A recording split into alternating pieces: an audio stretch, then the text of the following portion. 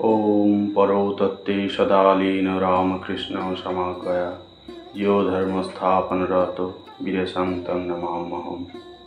নমস্কার, সত্যমঙ্গল ইউটিউব চ্যানেলের সমস্ত দর্শক এবং শ্রোতাবৃন্দকে জানাই শুভেচ্ছা ও অভিনন্দন। আমরা ধারাবাহিকভাবে কথা বলছিলাম স্বামী বিবেকানন্দ ও ভারতের স্বাধীনতা সংগ্রাম এই বিষয়ে। আজকে ওই একই বিষয়ের উপর আমরা আলোচনা চালিয়ে যাব।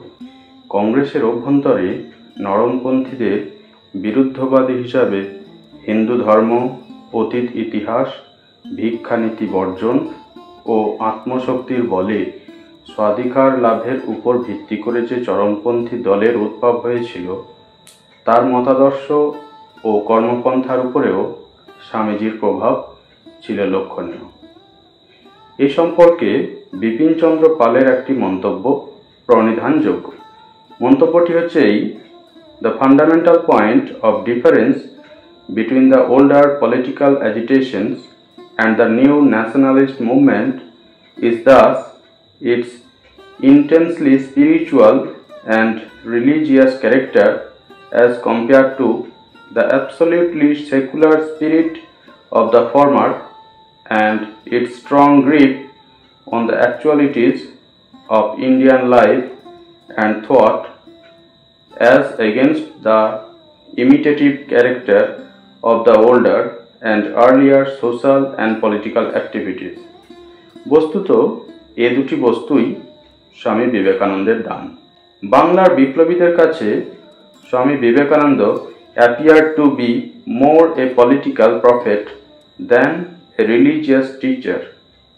পশ্চিমবঙ্গ সরকারের গোপন আইবি রিপোর্টে উল্লেখ আছে যে স্বামীজির মহাপ্রয়াণের পূর্বে 1901 খ্রিস্টাব্দে বাংলায় বিপ্লববাদ প্রচারের উদ্দেশ্যে অরবিন্দ ঘোষ সুদূর বরোদা থেকে যতীন্দ্রনাথ বন্দ্যোপাধ্যায় এবং পরে নিজের ভাই বারীন্দ্র কুমারকে কলকাতায় পাঠিয়েছিলেন। তাঁরা সুরেন্দ্রনাথ বন্দ্যোপাধ্যায়, স্বামী বিবেকানন্দ, প্রমথনাথ মিত্র, চিত্তরঞ্জন দাস এবং ঠাকুর পরিবারের কারো সঙ্গে দেখা সাক্ষাৎ করেন। এগুলি স্পষ্টত কিছু ক্ষুদ্র ক্ষুদ্র সমিতি প্রতিষ্ঠা করার জন্য। এই সমিতিগুলো বিপ্লববাদী সমিতি না হলেও এদের উদ্দেশ্য ছিল ব্রিটিশ শাসনের অবসান ঘটিয়ে ভারতের স্বাধীনতা অর্জন। বলা বাহুল্য, গোয়েন্দা রিপোর্টের 1901 খ্রিস্টাব্দে পরবর্তীতেই 1902 খ্রিস্টাব্দের 24শে মার্চ বাংলার প্রথম বিপ্লবী কেন্দ্র অনুশীলন সমিতি প্রতিষ্ঠিত হল দোল পূর্ণিমার দিনে। এই সমিতির অন্যতম প্রতিষ্ঠাতা সতীশচন্দ্র বসুর মতে স্বামীজির স্বপ্ন ছিল জাগ্রত, সমুন্নত, একযোগে যুক্ত স্বাধীন ভারত। তিনি বলেন যে স্বামীজি দেশকে পরাধীনতার বন্ধন থেকে মুক্ত করার উৎসাহ দিতেন। স্বামী শারদানন্দ ও ভগিনী নিবেদিতা স্বামীজির এই ভাবাদর্শের কথা জানতেন এবং এ ব্যাপারে সরাসরি উৎসাহ দিতেন। ভগিনী নিবেদিতা অনুশীলন সমিতিতে যাওয়া আসা করতেন এবং স্বামী শারদানন্দজি এখানে গীতা পড়াতেন। স্বামীজির জীবিতাবস্থায় তাঁর সম্মতি না থাকলে তাদের পক্ষে নিশ্চয় এটা সম্ভব হতো না। বিপ্লবী যাদুগোপাল বলেছেন যে স্বামীজি সানন্দে এই তরুণের দলকে কাজের বহু উপদেশ দিতেন এবং সমিতির অনেকেই আগে থেকেই বেলুড় মঠে যেতেন। 1901 খ্রিস্টাব্দে হেমচন্দ্র ঘোষের সঙ্গে স্বামীজির সাক্ষাৎকার সম্পর্কে হেমচন্দ্রের বিবৃতিটি স্বামীজির স্বদেশপ্রেম ও স্বাধীনতা স্পৃহার এক উল্লেখযোগ্য নজির। পরবর্তীকালেও এ সম্পর্কে হেমচন্দ্র বলেন যে স্বামীজি বলেছিলেন, পরাধীন জাতির ধর্ম নেই, তোমাদের শ্রাদ্ধাধিকার পর্যন্ত নেই। বিদেশি লুঠেরার দল তোমাদের মাতৃভূমির বুকের উপর বসে তার রক্ত চুষে খাচ্ছে। তোমাদের একমাত্র ধর্ম মানুষের শক্তি লাভ করে পরশ্য অপহারীকে তাড়িয়ে দেওয়া। সেদিনই আমি এবং আমার কতিপয় বন্ধু বিপ্লব ধর্মে যথার্থ দীক্ষিত হয়েছিলাম। স্বামীজির উগ্র রাজনৈতিক চেতনার জ্বলন্ত প্রতীক নিবেদিতা। বিপ্লব আন্দোলনে ভগিনী নিবেদিতার ভূমিকা সম্পর্কে মতদ্বৈত অদ্বৈত থাকলেও তার রাজনৈতিক জীবন সম্পর্কে কোনো দ্বিমত নেই। বস্তুত স্বামীজির মানস কন্যার পক্ষে স্বামীজির উগ্র রাজনৈতিক চেতনার অধিকারী হওয়া কিছুই অস্বাভাবিক নয়। স্বামীজি যদি সূত্র হন তবে নিবেদিতা তার ভাষ্য। স্বামীজির জীবনকালেই নিবেদিতা রাজনীতির মধ্যে জড়িয়ে পড়েন। এ ব্যাপারটা নিশ্চয়ই স্বামীজির অজানা ছিল না। স্বামীজি জানতেন যে সম্পূর্ণ ধ্যান ধারণা ও তপস্যার জীবন নিবেদিতার নয়। নিবেদিতা কর্মী, নিবেদিতা আইরিশ বিপ্লবী পরিবারের মেয়ে, তাই বিপ্লব তার রক্তে। তার প্রয়োজন জগন্মাতার উপাসনা, শক্তির আরাধনা। এই কারণে নিবেদিতাকে তিনি শক্তি মন্ত্রে উদ্বুদ্ধ করেছেন।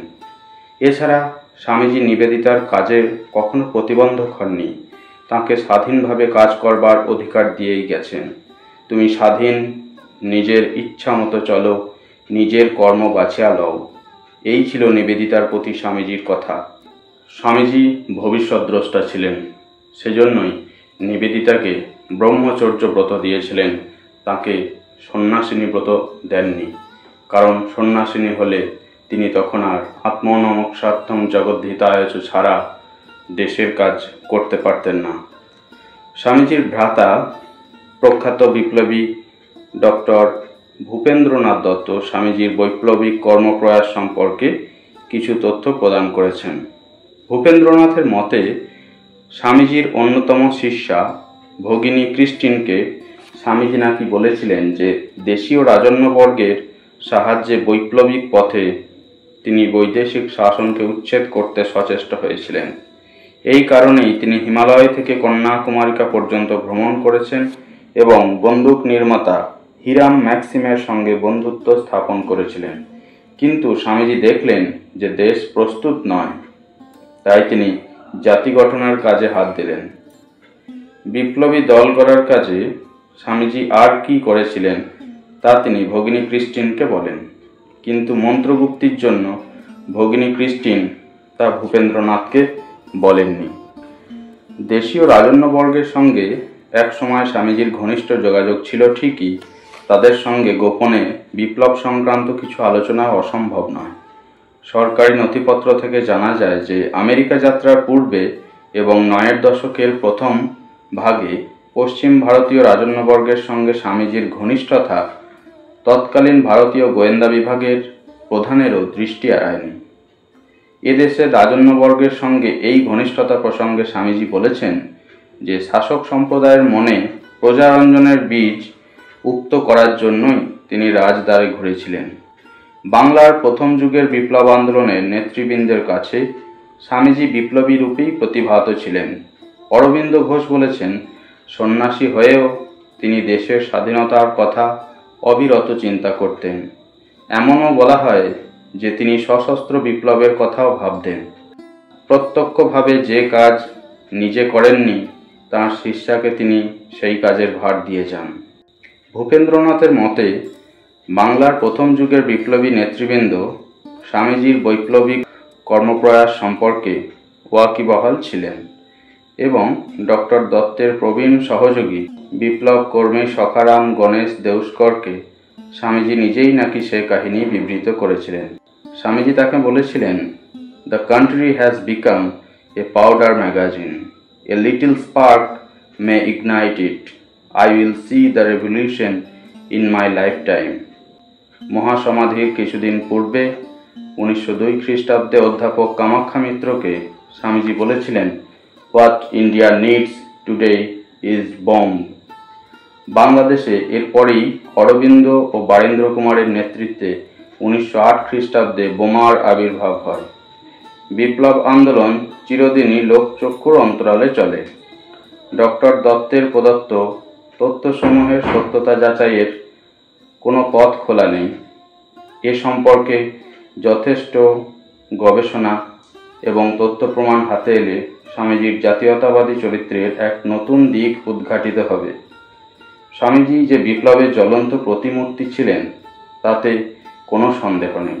মনে হয় স্বামীজি জীবিত থাকলে 1905 খ্রিস্টাব্দের স্বদেশী আন্দোলনে তিনিই নেতৃত্ব দিতেন। খাপ খোলা তরোয়াল বিবেকানন্দের বিপ্লবী চরিত্র শ্রী শ্রী মা সারদা দেবীরও অজানা ছিল না। তাই স্বদেশী আন্দোলনের সময় স্নেহকাতর জননী বলছেন, ও বাবা, নরেন আমার আজ থাকলে কোম্পানি কি আজ তাকে ছেড়ে দিত, জেলে পুরে রাখত। শ্রী শ্রী মায়ের সারদা দেওয়া এই বিবৃতি প্রমাণ করে দেয় স্বামী বিবেকানন্দ এবং ভারতীয় জাতীয় সংগ্রামে তার অবদানের কথা। আমাদের এই ধারাবাহিক আলোচনার এখানেই সমাপ্তি। এই আলোচনায় আমরা যে সমস্ত মূল গ্রন্থ এবং তথ্যপঞ্জিকার সাহায্য নিয়েছি সেগুলো হচ্ছে যুগনায়ক বিবেকানন্দ, স্বামী গম্ভীরানন্দজির লেখা শ্রীমা সারদা দেবী, হেমচন্দ্র ঘোষের বিবৃতি, স্বামী বিবেকানন্দের বাণী ও রচনা সমগ্র এবং the complete works of Swami Vivekananda.